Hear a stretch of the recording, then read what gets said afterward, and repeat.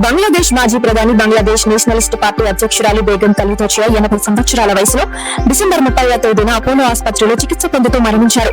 ఖలీదా జియా బంగ్లాదేశ్ కు తొలి మహిళా ప్రధాని. 1981లో ఆమె భర్త, అప్పటి అధ్యక్షుడు జియాউর రెహమాన్ హత్యకు గురైన అనంతరం ఖలీదా జియా రాజకీయాల్లోకి అడుగుపెట్టారు. సైనిక పాలనకు వ్యతిరేకంగా పోరాడటంలో ఆమె పాత్ర కీలకంగా నిలిచింది. ఆరోగ్య సమస్యల కారణంగా నవంబర్ 23న ఆమె ఆసుపత్రిలో చేరారు. ఆరోగ్యం మరింత క్షీణించడంతో డిసెంబర్ 12న వెంటిలేటర్ పై ఉంచారు. అయినప్పటికీ పరిస్థితి విషమించడంతో చివరకు ఆమె మృతి చెందారు. ఇక భారత ప్రధాని నరేంద్ర మోదీ ఖలీదా జియా మరణంపై విచారం వ్యక్తం చేశారు.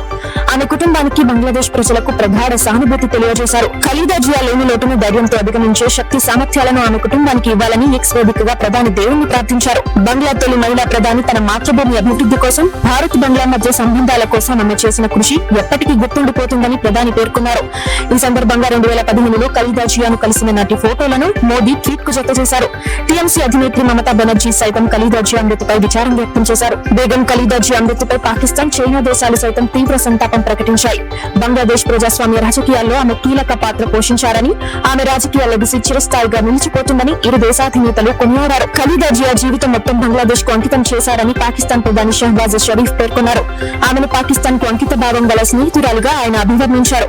చైనా ప్రభుత్వం కూడా ఖలీదా జియా మృతిపై తీవ్ర దిగ్భ్రాంతిని వ్యక్తం చేసింది. చైనా బంగ్లాదేశ్ సంబంధాలను బలోపేతం చేయడంలో ఆమె పాత్ర కీలకమని ప్రశంసించింది. ఖలీదా జియా కుమారుడు, బీఎంపీ కార్యనిర్వాహక అధ్యక్షుడు తారిక్ రెహమాన్ కు బంగ్లాదేశ్ లోని చైనా రాయబారి యావో వెన్ సంతాప లేఖను అందజేశారు. బంగ్లాదేశ్ రాజకీయ చరిత్రలో ఆమెది కీలకమైన అధ్యాయంగా చెప్పుకొచ్చారు. చైనా ప్రధాని లీ చియాంగ్, విదేశాంగ మంత్రి వాంగ్ యీ కూడా బంగ్లాదేశ్ చీఫ్ అడ్వైజర్ ముహమ్మద్ యూనెస్, విదేశాంగ వ్యవహారాల సలహాదారు ఎండి తౌహిద్ హుసేన్లకు విడివిడిగా సంతాప సందేశాలు పంపినట్లు చైనా రాయబారి తెలిపారు. బంగ్లాదేశ్ బహిష్కృత నేత, మాజీ ప్రధాని, అవామీ లీగ్ అగ్రనేత షేక్ హసీనా తన చిరకాల రాజకీయ ప్రత్యర్థి ఖలీదా జియా మృతిపై స్పందించారు. ప్రస్తుతం భారత్ లో తలదాచుకున్న హసీనా అవామీ లీగ్ అధికారిక ఎక్స్ ఖాతాలో సంతాప సందేశాన్ని రాసుకొచ్చారు.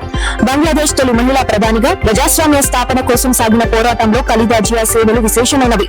అవి ఎప్పటికీ గుర్తుండిపోతాయని హసీనా పేర్కొన్నారు. ఆమె చనిపోవడం బంగ్లాదేశ్ రాజకీయాలకు, బీఎంపీకి తీరని నష్టంగా అభివర్ణించారు.